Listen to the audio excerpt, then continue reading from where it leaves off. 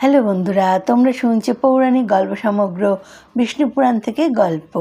আজকের গল্প পাঞ্চজন্য। জানতে কিছু বাকি নেই কৃষ্ণ ও বলরামের, সব জানেন, সমস্ত জ্ঞান ওদের মধ্যে। তবু আচার্যের কাছে এলেন, শিক্ষা গ্রহণ সঙ্গত মানুষের কর্তব্য, এটি প্রতিপন্ন করতে হবে। অতএব কৃষ্ণ ও বলরাম এলেন অবন্তিপুরে। কাশ্য সন্দীপনী থাকেন এখানেই। গুরু সন্দীপনী, শিষ্য রাম ও কৃষ্ণ। গুরুর কাছে এসেছেন গুরু অস্ত্রবিদ্যা শিখবেন। কৃষ্ণ ও বলরাম আদর্শ শিষ্য।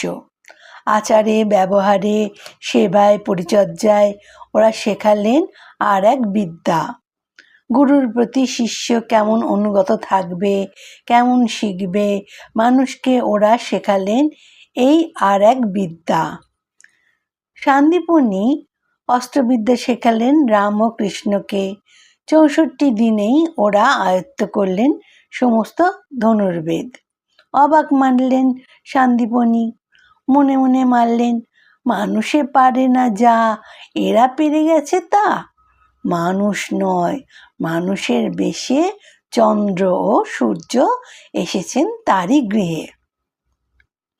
সন্দীপনী বললেন, ওদের শেখা সাঙ্গ হয় সঙ্গে সঙ্গে।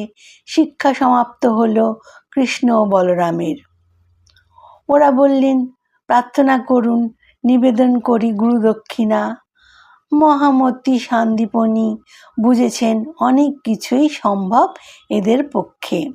বললেন, প্রভাস্তিত্বে মৃত্যু হয়েছে আমার পুত্রের, জীবিত অবস্থায় তাকে এনে দাও। সশস্ত্র কৃষ্ণ ও বলরাম এসে দাঁড়ালেন সমুদ্র তটে। সমুদ্র রূপ ধরে উঠে এলেন, হাতে ধরা অর্ঘ্যপাত্র। বললেন, সান্দীপনীর পুত্রকে আমি হরণ করিনি, করেছে পঞ্চজন। শঙ্খরূপী সেই মহাদৈত্য আমার জলমধ্যেই বাস করছে, তাকে শাসন করুন। কৃষ্ণ প্রবেশ করলেন সমুদ্রতলে। সাক্ষাৎ মিলল পঞ্চজনের। নিহত করলেন সেই অসুরকে। পঞ্চজনের অস্তিত্বে নির্মিত হলো এক মহাশঙ্খ। কৃষ্ণের হাতে এই মহাশঙ্খ পাঞ্চজন্য। পাঞ্চজন্য বাজে দৈত্যরা দুর্বল হয়। পাঞ্চজন্য বাজে দেবতাদের তেজ দুঃসহ হয়। পাঞ্চজন্য বাজে অধর্ম মুখ লুকোয়, বিনষ্ট হয়। পাঞ্চজন্য বাজিয়ে কৃষ্ণ ও বলরাম চললেন যমপুরীতে। বৈবস্বত যমকে জয় করলেন। ফিরে এলেন সান্দীপনীর পুত্রকে নিয়ে। গুরুদক্ষিণা নিবেদিত হলো সান্দীপনীর শ্রীচরণে। গল্পটা এখানেই শেষ হলো।